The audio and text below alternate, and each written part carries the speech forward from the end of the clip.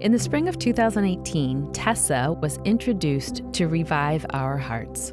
I had been flipping through the radio stations. I was feeling really discouraged, and I happened to hear a small clip of Greg Laurie interviewing a woman named Nancy. And what she said spoke directly to what I was struggling with. So when I went and told my aunt about that, she's like, "Oh, do you know Nancy? Have you listened to her radio program?" It's like, "No, I've never heard of her before." And she said, "Well, you might be interested in her podcast. It's focusing on marriage right now." Tessa didn't know that the Lord was preparing her to walk through a lengthy and difficult time in her life. I listened to that episode within the next couple days, and it was titled, "What Does Your Marriage Communicate?" And as I listened to that, Nancy read the letter of a woman who expressed that she was in a situation in her marriage where she'd been counseled that she had biblical grounds to divorce, but she did not feel that that was what God was calling her to, and that she was praying for her husband and for their marriage.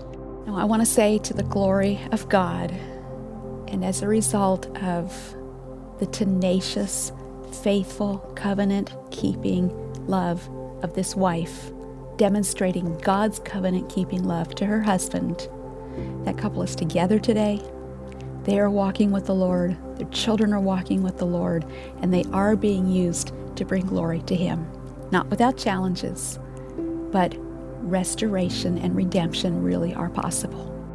As I listened to that letter, I had never heard of somebody doing this before. It was just such a unique testimony. And as it got to the end, I remember thinking, what if God ever asked me to do that?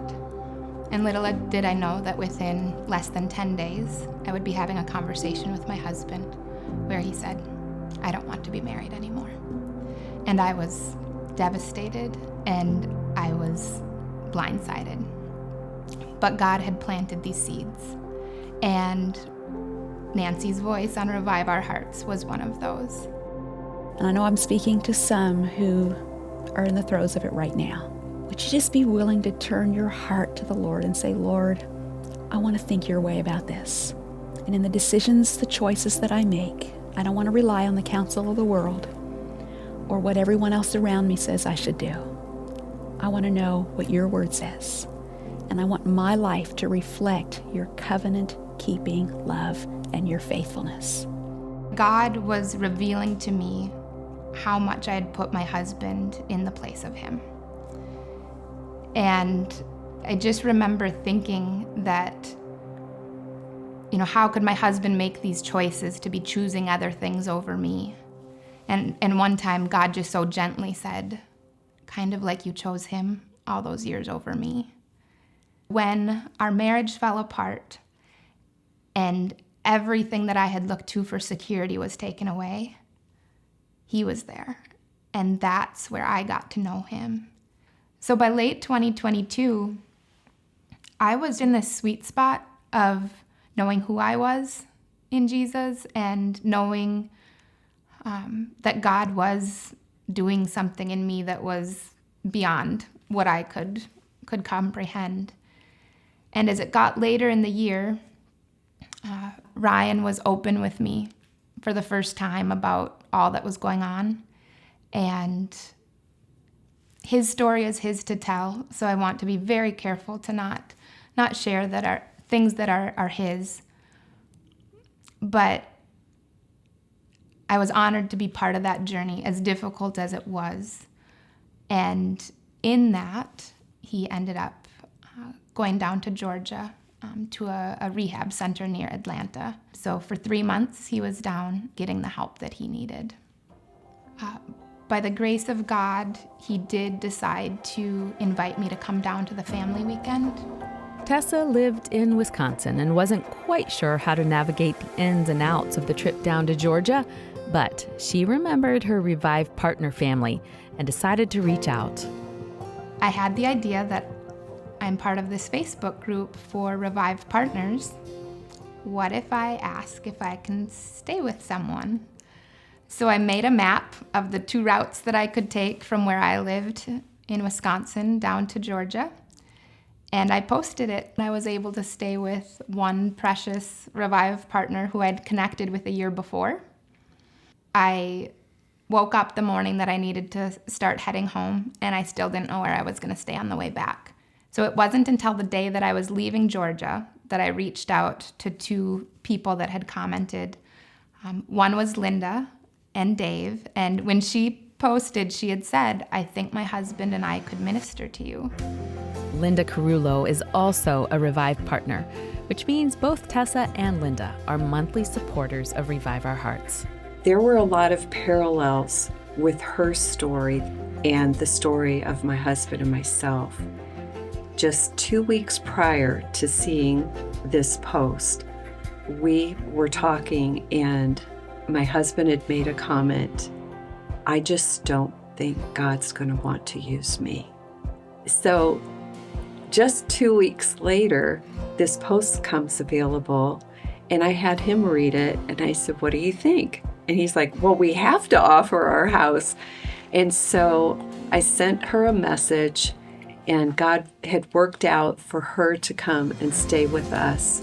And even just talking on the phone with her, the connection was immediate and very strong. God was knitting their hearts together before they even met face to face. And one of the keys to that, of course, is that they share common values, a heart for the Lord and a heart for His Word. I so quickly realized that this was God's doing and His appointment for us to connect. And very quickly, I realized she's sharing things I need to be writing down. So I grabbed out my journal and I'm scribbling away. We were able to just connect and have an immediate friendship. She ended up staying an extra night, and we've gotten together several times since. And that first night, Linda shared their story with me, and my heart was so encouraged to hear how God had done this in their marriage. And so there was that hope that it gave me of like, wow, look what God can do, and maybe there's still hope that our marriage could be healed. But what was even more important was just how they listened to me and how they loved me and how Linda kept pointing me back to truth, reminding me to keep my eyes fixed on Jesus. Tessa's story is very precious, and just to see her faith in God and how she actually, yes, she received great encouragement from us, but we were very encouraged through her. I don't know that she knows she's as encouraging to us as she is, but it's really refreshing and encouraging to see somebody go through some real difficult times and be able to fully surrender in faith and trust in God. Part of my heart of what I hope people get from my story is that you don't have to know how it ends for it to be good. And the way that He has taught me the most about Him is the people that He's brought into my life. These dear friends and so many others, they have been Jesus to me. And it's through them and their love and their support, their mentorship, the way that Linda and Dave have just loved me and walked through this journey with me. That's how I've really gotten to know Jesus.